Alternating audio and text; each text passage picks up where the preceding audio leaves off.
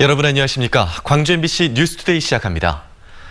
전남대병원 채용 비리와 관련해 교육부가 지난해 실시했던 감사 보고서를 광주 MBC가 입수했습니다. 이 병원 간부의 아들은 자격증 하나 없이도 만점을 받아서 채용이 됐고, 다른 지원자는 자격증이 있어도 최하점을 받아서 떨어진 사실이 드러나 있습니다. 하지만 해당 병원 간부는 솜방망이 처벌을 받고 계속해서 채용 심사위원으로 들어갔습니다. 남궁욱 기자가 취재했습니다. 광주 MBC가 입수한 지난해 11월 교육부의 전남대병원 채용비리 조사 결과 보고서입니다.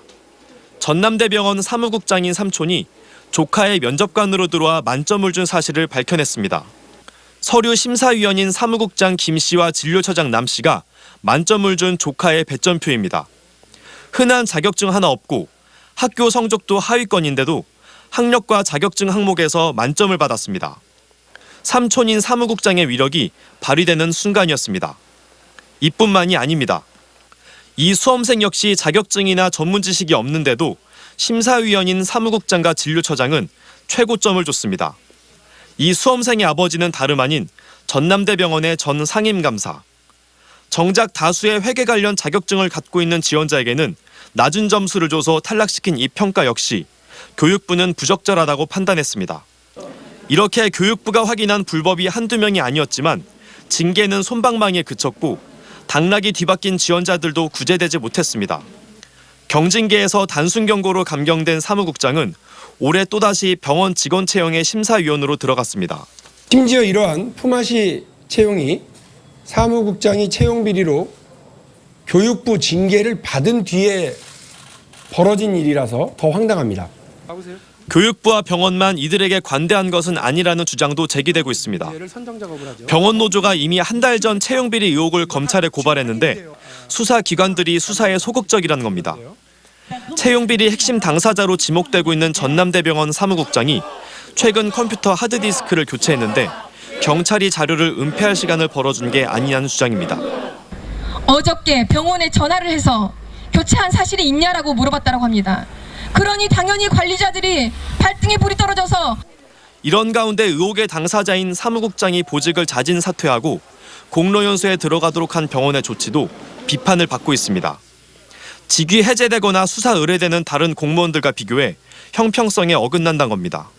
비리 연루자들에 대해서는 보직 변경이 아닌 파면 등 엄정한 징계 조치를 해야 한다.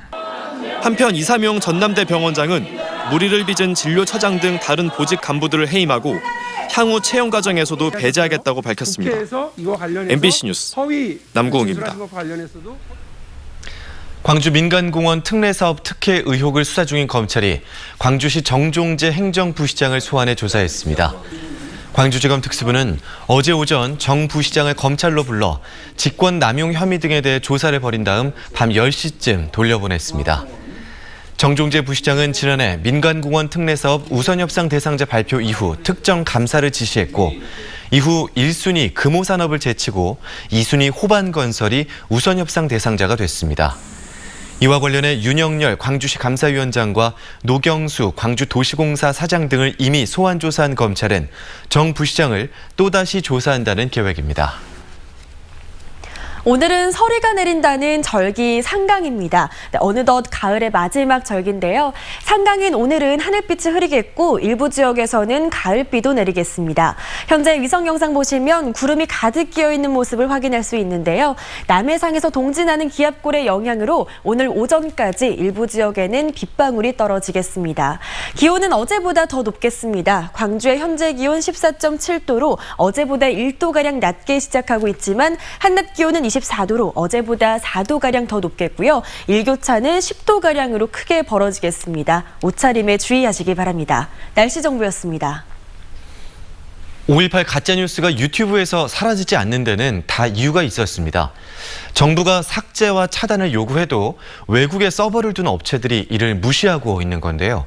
특히 구글이 소유한 유튜브는 이 시정 요구를 단 한 건도 이행하지 않은 것으로 드러났습니다.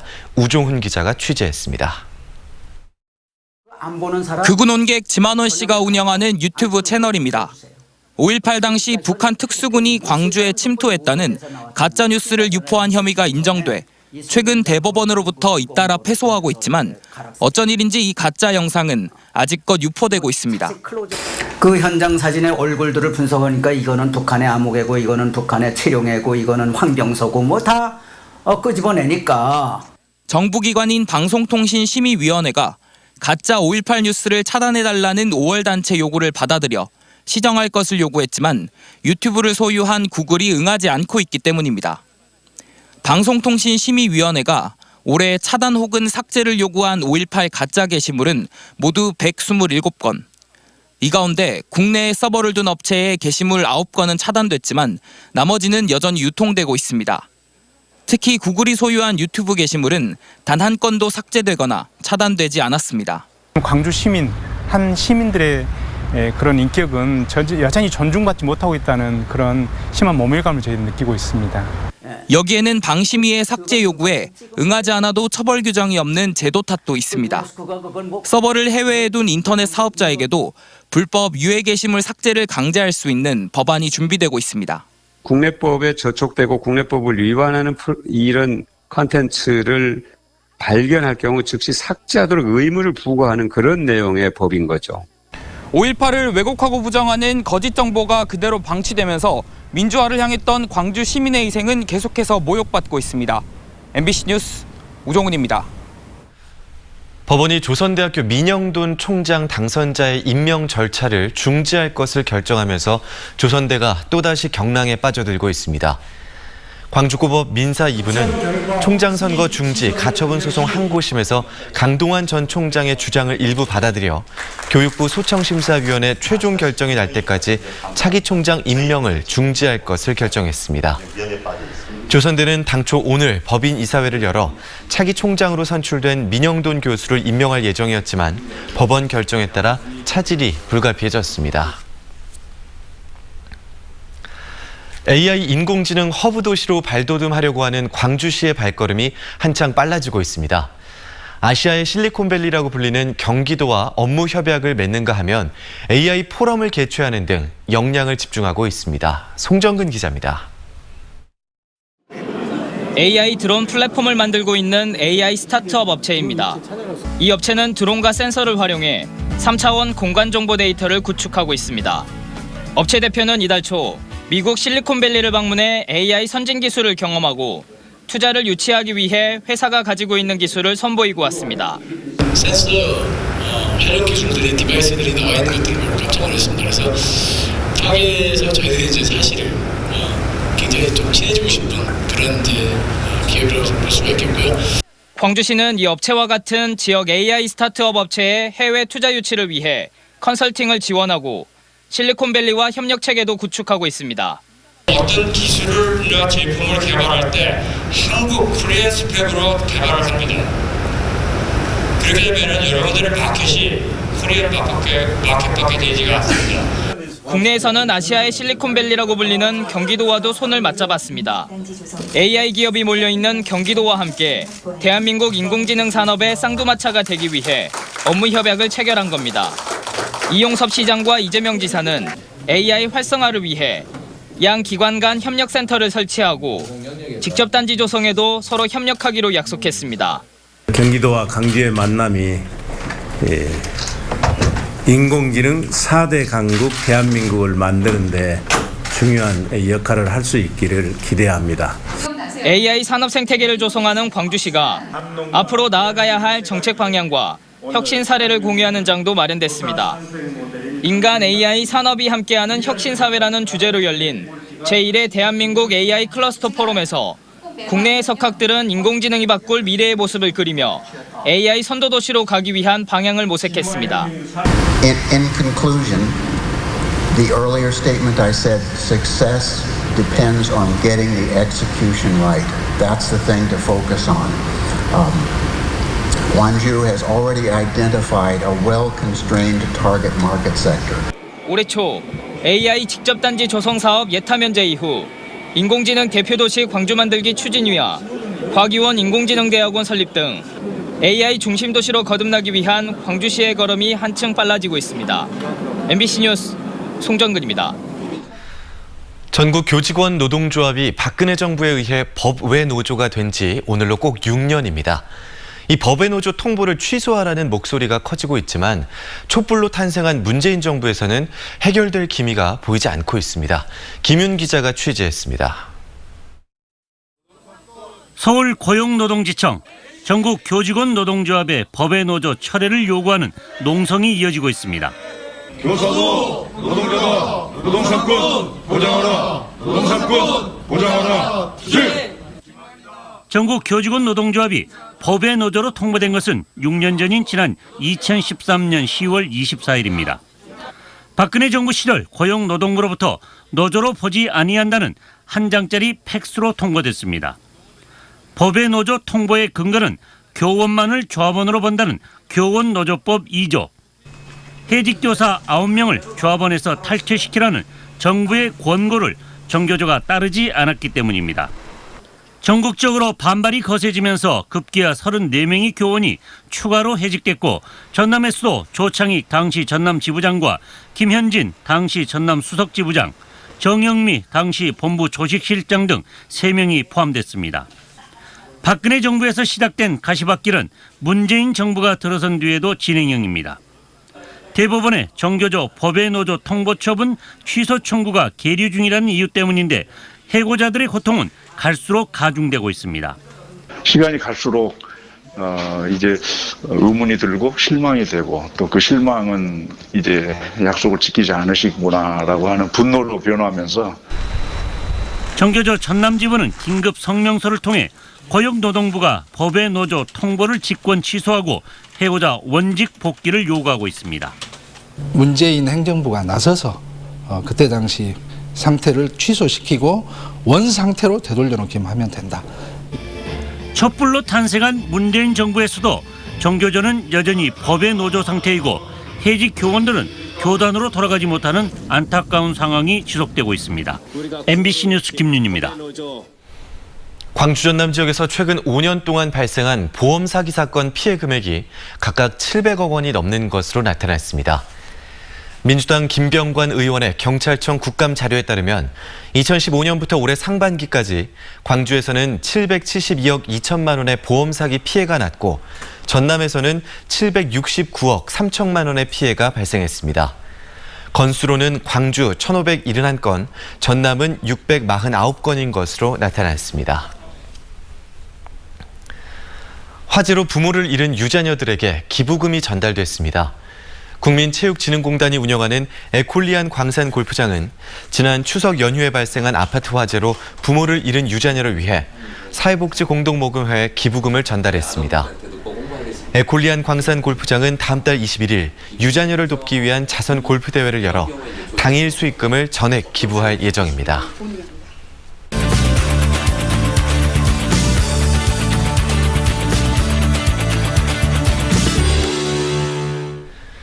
식사하셨습니까? 라고 묻는 게 흔한 인사말로 될 만큼 우리나라에서는 먹고 사는 문제가 중요하게 다뤄지는데요.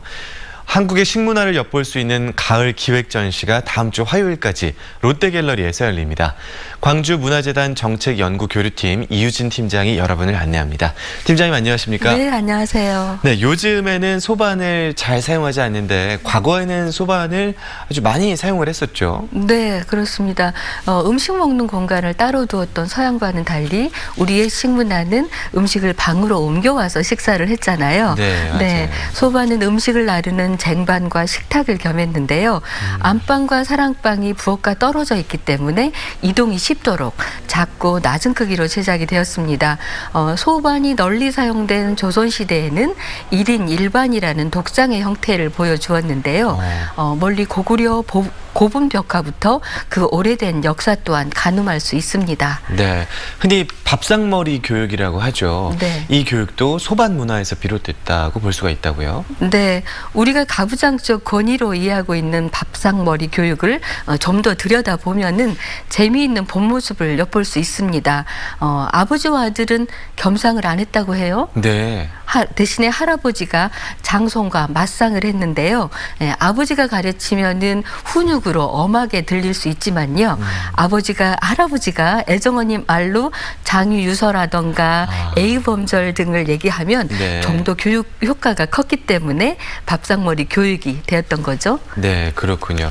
그럼 이번 전시에서는 어떤 작품들을 볼 수가 있는 겁니까? 네, 전통 소방과 현대의 목공예를 만나실 수 있습니다. 네, 김영민, 한우석 작가가 참여를 했는데요. 우선 김영민 작가의 나주반은 전체적으로 꾸밈이 없습니다. 네, 담백한 아름다움을 느낄 수 있는데요. 네, 나주반은 짜임새가 튼튼하기 때문에 오래되어도 형태가 어그러짐이 없는 특징이 있습니다. 네, 예전에는 이동을 위해서 무거우면 안 되었기 때문에 은행나무로 소반을 만들었다고 해요. 그런데 최근에는 아파트나 집의 구조상 이동이 많지 않아도 되기 때문에 결이 예쁘고 부드러운 느티나무를 재료로 많이 사용한다고 합니다. 그렇군요. 네. 사회 문화에 따라서 이 소반의 형태나 재질이 달라지니까 현대 목공예는 좀 다른 느낌일 것 같아요. 네, 한우석 작가의 작품은 네. 현대적으로 재구성된 소반을 보여주는데요. 네, 물이라던가 바람이라던가 산수 등 자연적 요소를 작품에 녹여냈습니다. 네, 소반의 상판을 늘린다거나 4개의 소반을 잇대어 만든다거나 그리고 겹방과 사각소반을 또 잇대어 만든다거나 마치 물방울을 연상케 하는 다리 모양도 있습니다. 네, 색상도 무척 화려한데요. 네, 그런데 무엇보다 공예 미술품은 만든 이의 공들임 그리고 쓰는 이의 손때가 더해져서 세월과 함께 완성이 되면 훨씬 더 아름다운 깊이감이 느껴지지 않을까 싶습니다. 네, 실용적인 공예품 전시답게 관객들이 체험할 수 있는 그런 프로그램도 준비가 돼 있다고요? 네, 육각 연필꽂이 만들기가 이번 주말에 롯데갤러리 전시실에서 진행이 됩니다. 네, 소반은 우리만의 생활미학을 엿볼 수 있는 그리고 자식 문화의 전형을 보여주는 공예품 중 하나입니다. 네, 소반의 웅숭 깊은 아름다움 그리고 소반을 통해 돌아본 좀 전에 밥상 문화, 눈과 마음이 즐거워지지 않을까 싶습니다. 네, 우리의 식문화를 엿볼 수 있는 가을 기획 전시에 대해서 이유진 팀장과 이야기 나눠봤습니다. 고맙습니다. 고맙습니다.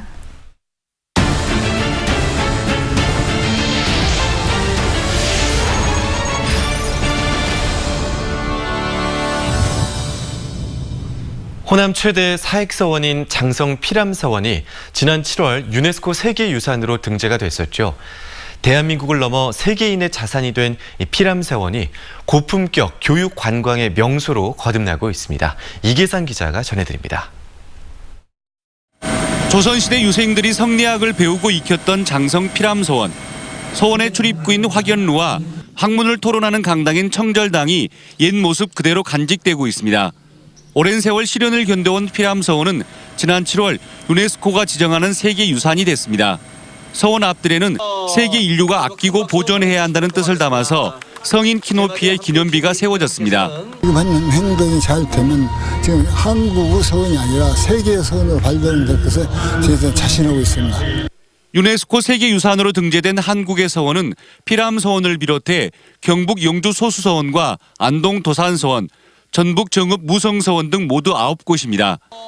세계유산 등재를 계기로 문화재청은 서원 중장기 관리 계획을 세우고 각 서원의 역사성과 특징을 살려서 고품격 교육 관광 프로그램을 만들 계획입니다.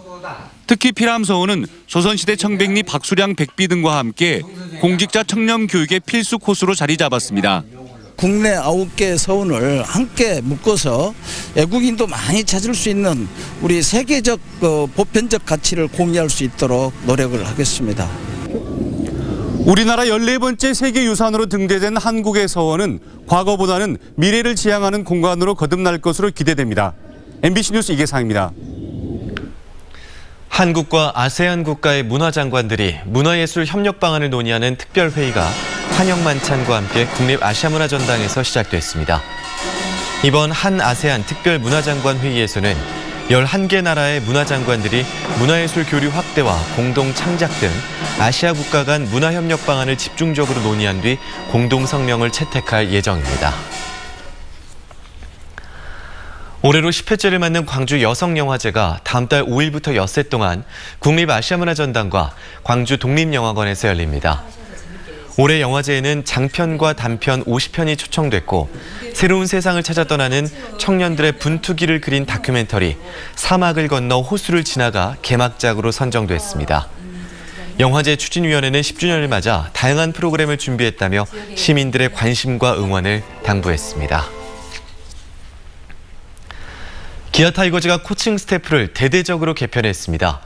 기아는 송지만, 최희섭, 진가병, 서동욱 코치 등 코치 8명을 새로 영입하고 특히 송지만, 최희섭 코치에게 1군 타격 코치를 맡겼습니다. 또 1군 투수 코치는 올해처럼 서재은과 앤서니 코치가 맡고 수석 코치는 윌리엄스 감독이 선택한 위더마이어 코치가 맡게 됐습니다. 전라남도 교육청이 내년도 유치원 원화 모집을 위해 오는 11월 1일 입학관리 시스템인 처음학교로를 개설합니다. 전남 지역 500여 개 공사립 유치원 전체가 참여하는 처음학교로는 유치원 입학을 원하는 유아의 보호자가 시간과 장소에 제한 없이 온라인을 통해 원서 접수와 등록을 할 수 있도록 고안된 유치원 입학관리 시스템입니다. 내년에 자녀를 유치원에 입학시킬 학부모는 오는 11월 1일부터 처음학교로의 학부모 회원 가입과 자녀 등록을 진행한 뒤 신입생은 3개 유치원, 재원생은 2개 유치원까지 접수할 수 있습니다.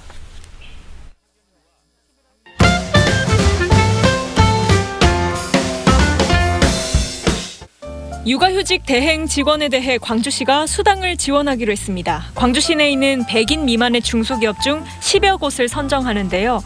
올 1월부터 12월 중 10개월간 근무한 육아휴직 대행자에게 월 20만 원씩 최대 200만 원까지 지원합니다. 광주시 일가정양립지원본부 직장맘센터에서 좀 더 자세한 내용을 문의할 수 있습니다.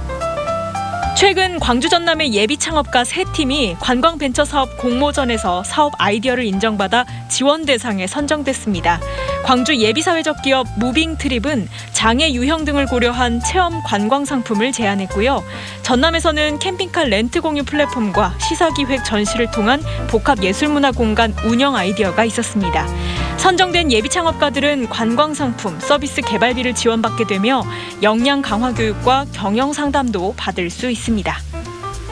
아마추어 통기타 동호 회원들이 꾸미는 통기타 페스티벌이 이번 주 토요일 오후 4시 남구문화예술회관에서 열립니다.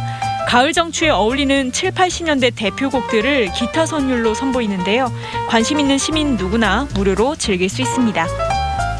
이번 주 금요일 5.18 민주광장에서는 광주 민족예술제가 열립니다.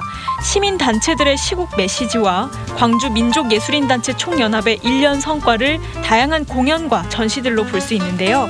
오후 4시부터 6시까지는 판화찍기, 탈 만들기 등 체험이 진행되고 오후 6시부터는 풍물굿, 민중미술 미디어 파사드 등이 펼쳐집니다.